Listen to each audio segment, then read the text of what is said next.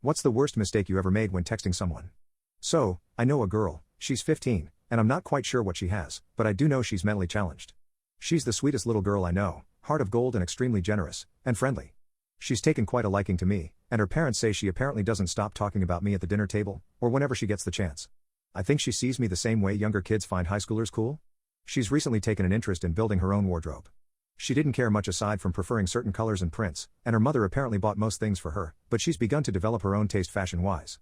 That said, I have several pairs of baggy pants I usually default to for comfort, and she noticed. She expressed to her mother that she wanted her own pair, but she wanted it to look exactly like my pants specifically.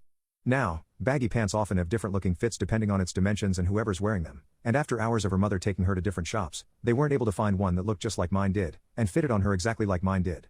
Lisa decided to send me a message once they reached the last shop, and she told me what she was doing. I go, I'll help. Like the dumb F that I am.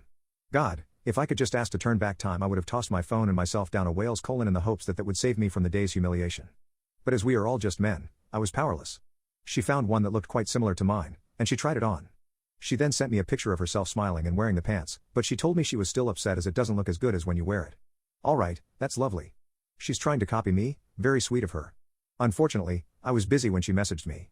Not too busy not to be able to check my phone every now and then, but I definitely couldn't be on my phone for too long. So, I took a look at the picture she sent and decided it wasn't baggy enough and she had pulled the pair far too high up her waist.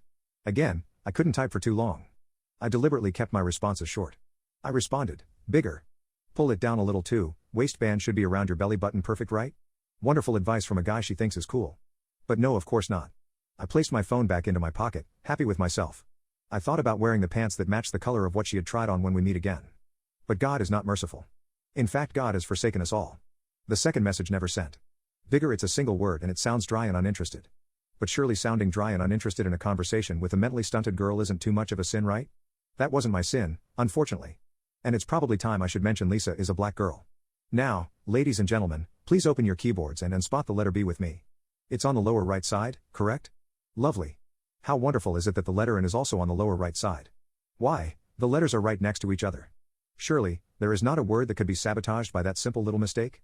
Well, there is. So I called Lisa the N-word. Hard are perfectly spelled.